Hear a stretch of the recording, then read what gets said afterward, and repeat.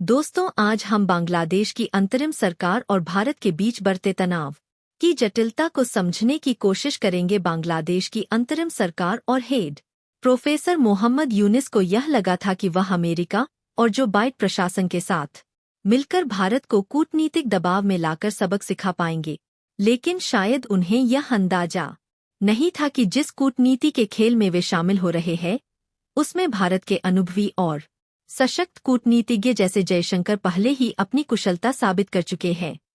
दरअसल बांग्लादेश की अंतरिम सरकार के सामने एक के बाद एक चुनौतियां खड़ी हो गई है। सबसे पहली चुनौती यह है कि भारत शेख हसीना को बांग्लादेश को सौंपने के लिए तैयार नहीं है। 2013 में हुई प्रत्यर्पण संधि के बावजूद भारत ने साफ कर दिया है कि शेख हसीना को सौंपने का कोई इरादा नहीं है। इसके साथ ही अमेरिका में हाल ही में डोनाल्ड ट्रंप की जीत ने स्थिति को और पेचीदा बना दिया है। ट्रंप ने पहले भी बांग्लादेश में हिंदुओं पर अत्याचार की बात उठाई थी और उनके राष्ट्रपति बनने के बाद बांग्लादेश की चिंता और बढ़ गई है। तीसरी और अहम परेशानी यह है कि शेख हसीना अभी भी खुद को बांग्लादेश की वैध प्रधानमंत्री मान रही है। दोस्तों, ऐसे में बहुत सारे सवाल उठते हैं। आगे हम इसे आसान भाषा में समझेंगे, लेकिन आगे बढ़ाने से पहले कृपया इस वीडियो को लाइक कर दें और चैनल को सब्सक्राइब करें। इसे करने में आपका सिर्फ 1 सेकंड का समय लगेगा, लेकिन इससे हमें बहुत मदद मिलेगी। तो दोस्तों, आगे बढ़ते हैं। हाल ही में शेख हसीना की पार्टी बांग्लादेश आवामी लीग ने ट्रंप को एक बधाई संदेश भेजा था, जिसमें शेख हसीना को प्रधानमंत्री के रूप में मेंशन किया गया था। इसके अलावा 17 अक्टूबर को बांग्लादेश की अंतर्राष्ट्रीय अपराध न्यायाधिकरण ने शेख हसीना के खिलाफ गिरफ्तारी वारंट जारी किए। उन पर प्रदर्शनकारियों की हत्या सहित कई गंभीर आरोप लगाए गए हैं और अब तक उनके खिलाफ 60 से अधिक केस दर्ज हो चुके हैं। यह वारंट ऐसे समय में आया है जब बांग्लादेश में राजनीतिक अस्थिरता अपने चरम पर है। इसी बीच बांग्लादेश की आंतरिक स्थिति भी खराब हो रही है।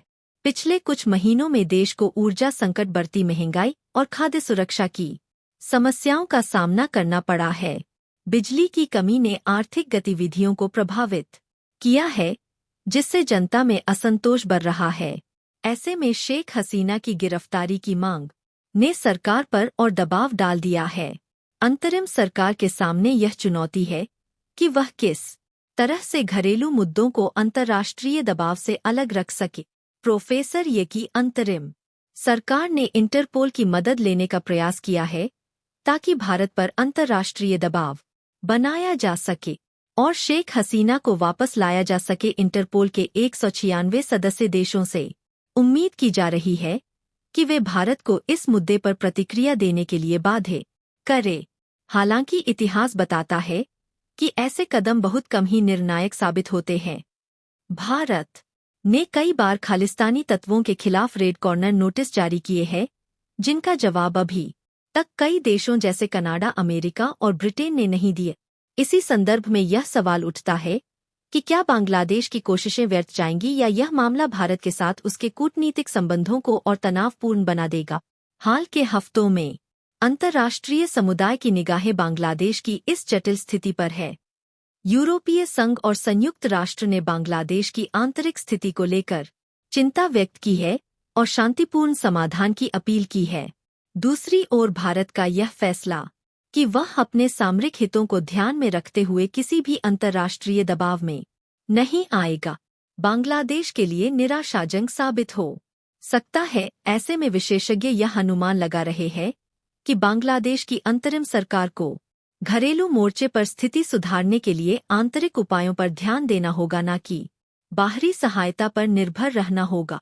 इसके अलावा भारत और बांग्लादेश के बीच बढ़ती खाई का फायदा चीन जैसे देशों को हो सकता है। चीन, जो पहले से ही बांग्लादेश में निवेश बढ़ा रहा है, इस अवसर का लाभ उठाकर अपनी स्थिति मजबूत कर सकता है। इस प्रकार दक्षिण एशिया में शक्ति संतुलन बदल सकता है और इसका प्रभाव भारत के व्यापक क्षेत्रीय हितों पर भी पड़ सकता है। चीन की बेल्ट एंड रोड पहल और हाल ही में बांग्लादेश में हुए कई बुनियादी ढांचा परियोजनाओं में निवेश से संकेत मिलता है कि चीन किसी भी उभरती अस्थिरता का फायदा उठाने की पूरी कोशिश कर सकता है। भारत की चुप्पी इस मामले में बहुत कुछ कहती है।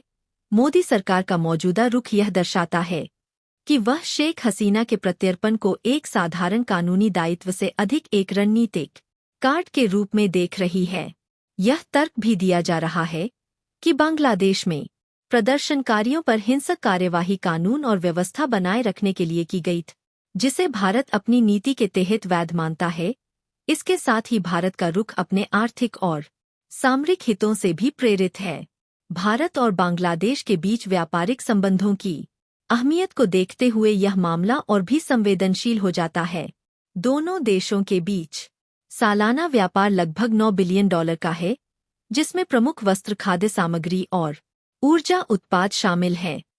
बांग्लादेश की अर्थव्यवस्था भारत के साथ आयात पर काफी हद तक निर्भर है, विशेष रूप से खाद्य और ऊर्जा आपूर्ति में। हाल ही में IMF द्वारा दी गई रिपोर्ट में भी यह कहा गया है कि यदि बांग्लादेश की आंतरिक अस्थिरता बढ़ती है तो इसके आर्थिक परिणाम पूरे दक्षिण एशियाई क्षेत्र को प्रभावित कर सकते हैं। भारत अपनी कूटनीतिक मजबूती बनाए रखने के लिए अंतर्राष्ट्रीय संगठनों के अनुरोध को अपनी नीति के अनुसार चलता है। इस गाथा का अगला अध्याय वैश्विक समुदाय की प्रतिक्रिया से तय होगा। क्या अन्य देश बांग्लादेश का समर्थन करेंगे या भारत की कूटनीतिक सूझबूझ का सम्मान करेंगे? इसी बीच चीन जैसे देश भी स्थिति का लाभ उठाने की कोशिश कर सकते हैं ताकि दक्षिण एशिया में अपना प्रभाव बढ़ा सके। साथ ही पाकिस्तान जैसे देशों की निगाहें भी इस पर टिकी हुई है, जो भारत और बांग्लादेश के बीच तनाव का फायदा उठाकर क्षेत्र में अपनी रणनीति को धार दे सकते हैं।